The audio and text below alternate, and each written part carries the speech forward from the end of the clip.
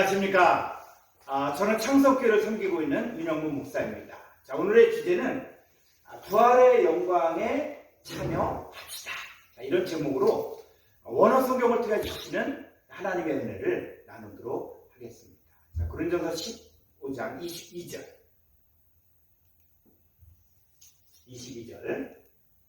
아담 안에서 모든 사람이 죽은 것 같이 그리스도 안에서 모든 사람이 삶을 얻으리라. 자, 아담 안에, 첫사람 아담 안에 있는 사람들은 어떻게 해요? 계속적으로 이 죽은 자의 삶을 살고 있는 거예요.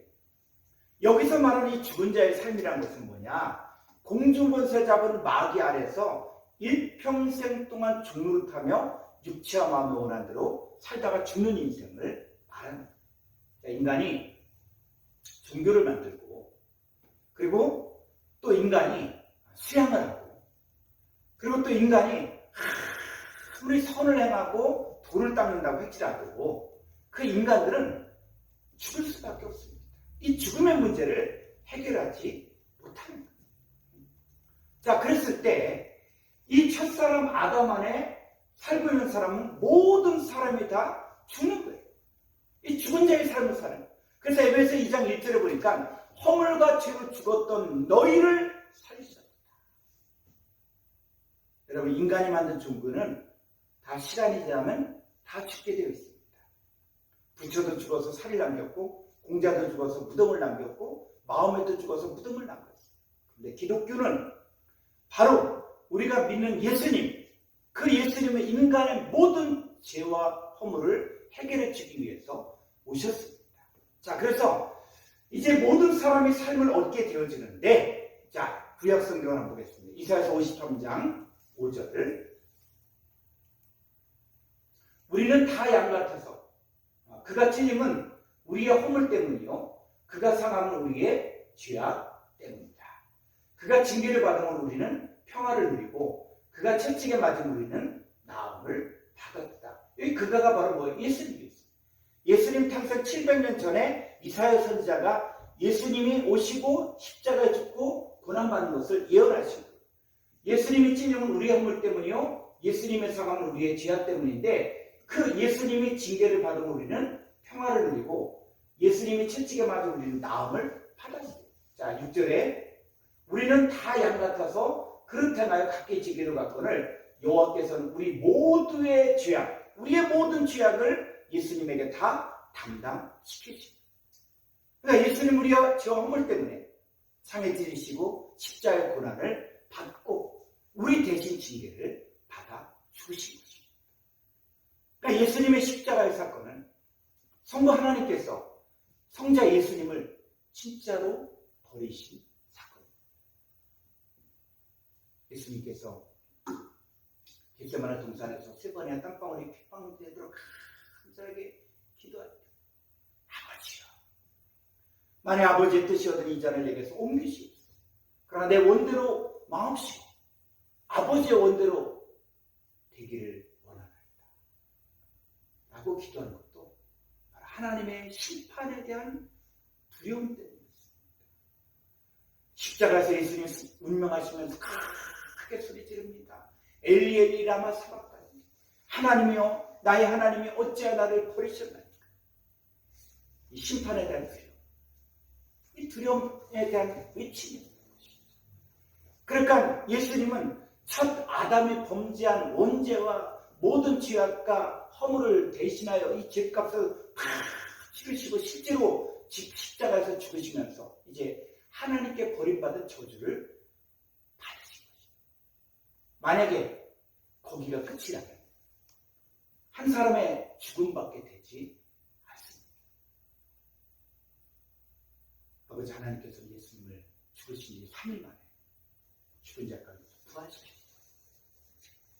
이 부활의 참된 의미는 무엇이냐면, 이제 첫사람 아담의 후손들은 모든 사람이 죄에게 사망에게 종노릇하는 인생이 되었지만, 이제 예수 그리스도 이후부터는 모든 사람이 새로운 삶을 얻게 되었습니다. 저주가 끝난 삶, 징계가 끝난 삶, 예수님을 믿음으로 말미암아 하나님의 자녀가 되는 이 권세를 받은 거예요. 그래서 예수님을 통해서 주의 권세에서 해방된 삶을 살 수 있는 길이 활짝 열려지게 된 거죠. 우리가 할 수 있는 일은 단 한 가지, 바로 이 사실을 믿는 거예요. 예수님을 믿는 사람만이 이 놀라운 새로운 삶을 경험할 수 있는 것입니다. 예수님 믿는 여러분 안에 이 새로운 삶이 시작된 것을 믿고 순종하여 이 축복의 섬을 누리시길 주의 이름으로 축원합니다. 자, 말씀을 조금 더 깊이 있게 한번 보도록 하겠습니다. 고린도서 15장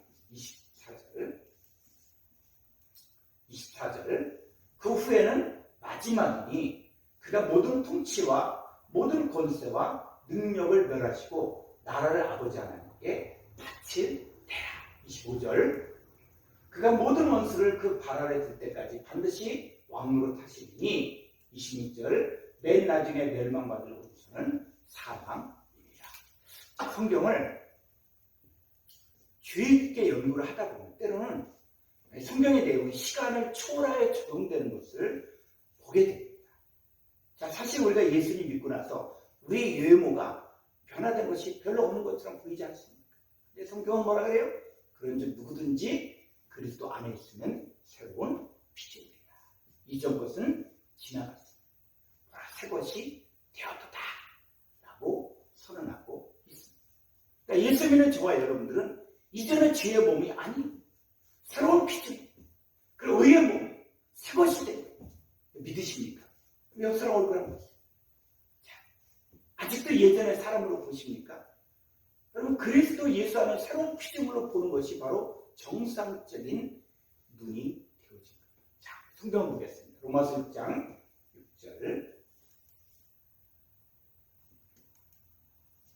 6절 우리가 알거니와 우리의 옛사람이 예수와 함께 십자가에 못 박힌 것은 죄의 몸이 죽어. 여러분, 죄의 몸이 죽었다는 거예요. 내가 예수님 믿고 옛사람이 죽었다는 것은 죄의 몸이 죽었다는 것이고 다시는 우리가 죄에게 종노릇하지 아니하려 함이니 7절 이는 죽은 자가 허물과 죄로 죽었던 이 죽은 자가 죄에서 벗어나 의롭다심을 얻었습니다. 여러분, 이 죄에서 벗어나 의롭다심을 입은 사건이 이게 지금 미래 사건입니까? 아니면 과거 사건입니까? 여러분, 예수님을 영접한 사람은 이 사건은 바로 과거 사건이에요. 그러니까 나는 예수님 믿었기 때문에 이미 죄에서 벗어나 의롭다심을 지금 얻었다. 자, 그럼 오늘 아주 중요한 말씀, 그럼 부활의 영광에 참여한다는 것이 과연 어떤 의미인가? 첫 번째는 바로 뭐냐? 모든 통치와 모든 권세와 능력을 멸한다는 것이죠. 고린도서 15장 24절 한번 보겠습니다. 24절 그 후에는 마지막이니 그가 모든 통치와 모든 권세와 능력을 멸하신다. 그럼 누구의 통치입니까? 누구의 권세입니까? 그리고 누구의 능력입니까? 여기서 말하는 모든 통치와 모든 권세와 능력을 멸하신다는 것은 예전에 나를 다스렸던 것, 나를 지배했던 모든 것, 그리고 나를 억눌렀던 모든 능력을, 모든 권세를 쓸모없게 만들고 힘을 빼앗고 무효로 만든다는 것이죠. 여러분, 잠깐 땅의 공중권세를 잡은 이 사탄 마귀의 능력과 권세와 통치를 말합니다. 우리가 육신의 몸을 입고 사는 동안에 얼마든지 유혹받을 수 있습니다.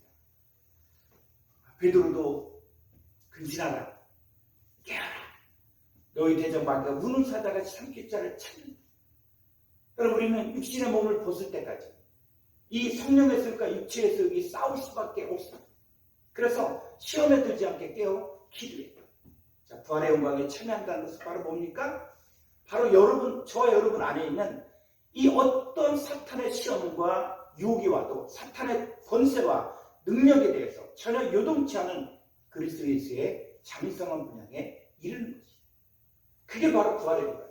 부활의 영광에 참여한다는 얘기 바로 뭐예요? 이 사탄 마귀의 모든 통치와 모든 권세와 능력을 멸한다는 거예요. 아무 소용없도록 만든다. 두 번째는 나라를 아버지 하나님께 바친다.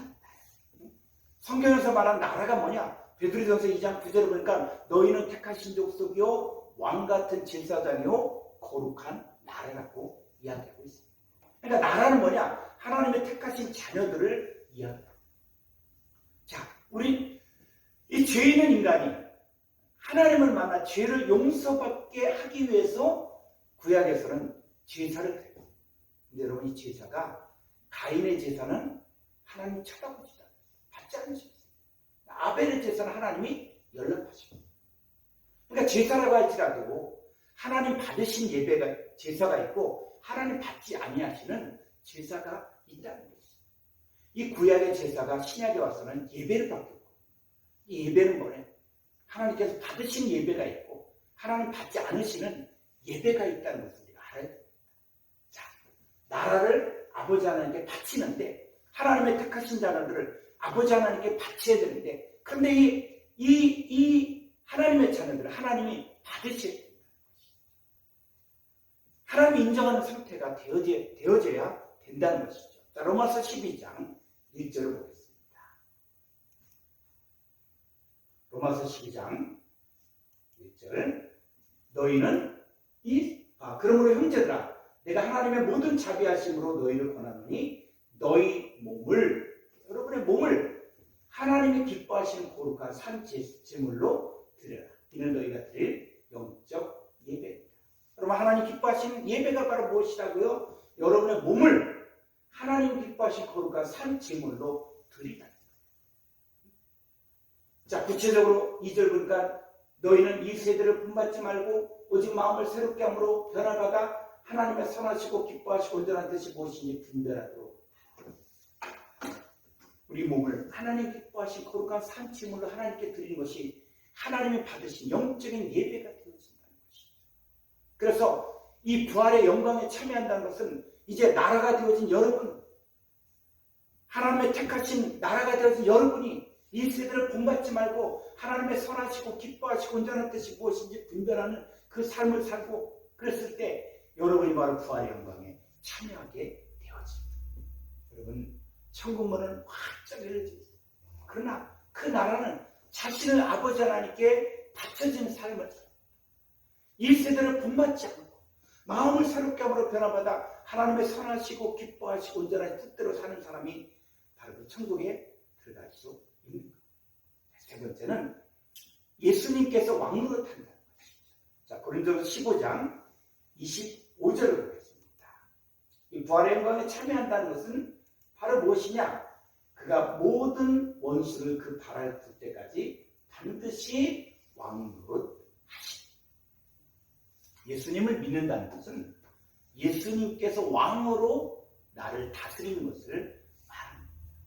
그러니까 모든 원수, 최종적으로는 사망까지도 멸망받게 되면 온전한 생명만이 역사하는 부활의 영광에 참여하는 것입니다. 여러분, 우리는 이 부활의 완성을 향해 달려가는 사람들입니다. 사도 바울은 빌립보서 3장 10절에서 자기 자신의 삶의 목표를 분명하게 이야기하고 있습니다. 내가 그리스도와 그 부활의 권능과 그 고난의 참여함을 알고자 해 그의 죽으심을 본받아 어떻게 해서든지 죽은 자 가운데서 부활에 이르려 하노니 내가 이미 얻었담도 아니요 온전히 이루었담도 아니라 오직 내가 그리스도 예수께 잡힌받은 그것을 잡으려고 달려가노라. 형제들아, 나는 아직 내가 잡은 줄로 여기지 아니하고 오직 한 일 즉 뒤에 있는 것은 잊어버리고 앞에 있는 것을 잡으려고 표대를 향하여 그리스도 예수 안에서 하나님이 위에서 부르신 부름의 상을 위하여 달리러 가노라. 저 여러분 모두가 이 부활의 영광에 참여하기 위해 한 걸음 한 걸음 나아가시기를 주의